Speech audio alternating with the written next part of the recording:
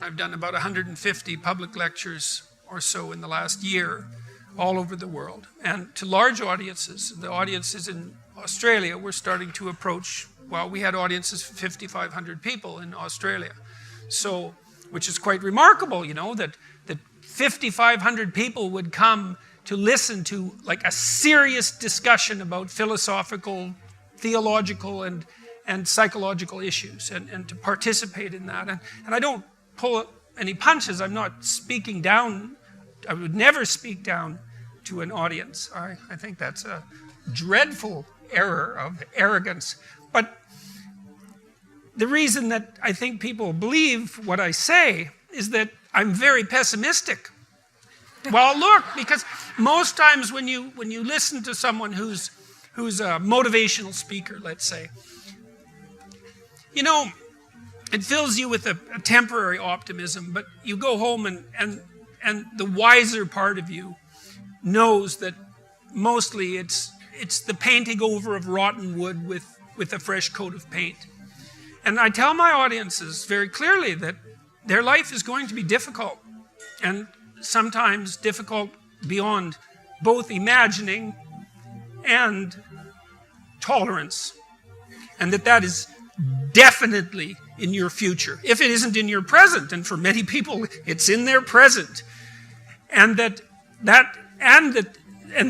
can be unbearable, that enough to turn you against life itself, to corrupt you, to drive you to nihilism, to drive you to suicide, and worse, to drive you to thoughts of vengefulness, of infinite scope, to not only be turned against yourself and your fellow men, but to be turned against being itself because of its intrinsically brutal, in some sense, nature. And that it's worse than that, actually, because it's not only that we suffer, and that will necessarily occur, but that we all make our suffering worse because of our ignorance and our malevolence.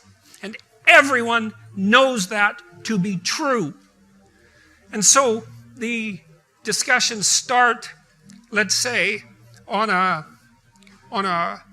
unshakable foundation. But then I can tell people, look, despite that, we're remarkable creatures. You know, we're capable of taking up the burden of that suffering and facing the reality of that malevolence voluntarily. We can actually do that. And all of the psychological evidence suggests, and this is independent of your school of psychology, if you're a practical psychologist, a clinical psychologist of any sort, the evidence is crystal clear that if people voluntarily confront the problems that face them and the malevolence that surrounds them, that they can make headway against it. And not only psychologically. So it's not only meaningful to do that psychologically, which it is, to confront the problems that torment you voluntarily. That's meaningful psychologically. But it's also practically useful in that you can actually solve some of the problems that beset you. When I talk to undergraduates, I ask them, you know, how much time do you waste every day by your own reckoning? And it's somewhere between 5 and 8 hours. You know, it's a lot of time. Well, I usually walk the students through an economic analysis of that. I said, well, you know, why don't you value your time at $50 an hour and calculate for yourself just exactly what you're doing to your future by your inability to discipline yourself. It's worth thinking through.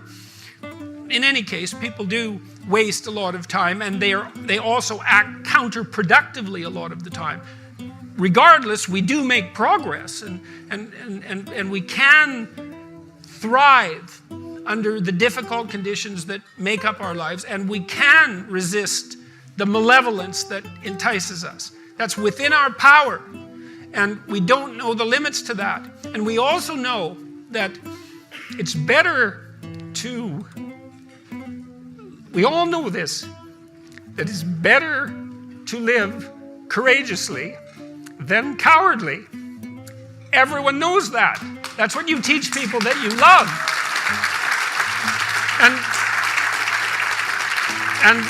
And we know that it's better to live truthfully than in deceit. And you can tell that too, because that's also what you tell people that you love. And we know that you should pick up your damn responsibility and move forward. Everyone knows that. It's part of our intrinsic moral nature. And that nature is there. And it's not difficult to communicate to people about this. Like, everyone knows that you wake up at 3 in the morning when you've let your life go off the rails, and that you berate yourself for your uselessness and your cruelty and your failure to take the opportunities that are in front of you. And if you were the master in your own house, in some sense, the captain of your own destiny, if there was no intrinsic nature, well, that would never happen. You'd just let yourself off the hook. There'd be no voice of conscience tormenting you. But no one escapes from that. And what that indicates, to me, is that, at least psychologically, we live in a universe that's characterized by a moral dimension, and we understand that well, and that moral failings have consequences, and that they're not trivial. They destroy you. They destroy your family. They destroy your community. And you can tell people that, and they listen because they know. They don't know they know. That's the thing, and maybe that's the thing about being an intellectual. You have the opportunity to articulate ideas that other people know, they embody, but they can't articulate. And that's what people tell me. They say, well, you help me give words to things that I always knew to be true but couldn't say. Or they say, I've been trying to put some of your precepts into practice. Responsibility being a main one, vision another, honesty, I suppose, bringing up the pack and saying, this is the fun part of doing all of this. Fun is a weak word. That it's the remarkable part of doing all this. I mean, I have people tell me constantly wherever I go. It's so delightful that, they were in a pretty dark place, and they tell me why. And there's plenty of dark places in the world. And they decided, well, maybe they were going to develop a bit of a vision and take a bit more responsibility and start telling the truth and putting some effort into something. And they come up and they say, well, you can't believe how much better things are. It's like, I got 3 promotions. I had one guy tell me, this was a lovely story, 15 seconds. He came up after a talk. He said, 2 years ago, I got out of jail. I was homeless. He said, I own my own house. I have a 6-figure income. I got married and I have a daughter. Thank you. And that was the whole conversation. It's like he decided he was going to put his life together. And and so you can look at that pessimism that constitutes, let's say, the core of what, well, I think it's the core religious message, really, is the tragic nature of the world, the reality of suffering. It's part of the core religious message. But what emerges out of that, properly conceptualized, is a remarkable appreciation for what human beings are capable of. Like, we are unbelievably resilient and able creatures, and we do not have any conception of our upper limits. I would say for the last 45 years, we've told, psychologists have been certainly to blame for this, at least in part.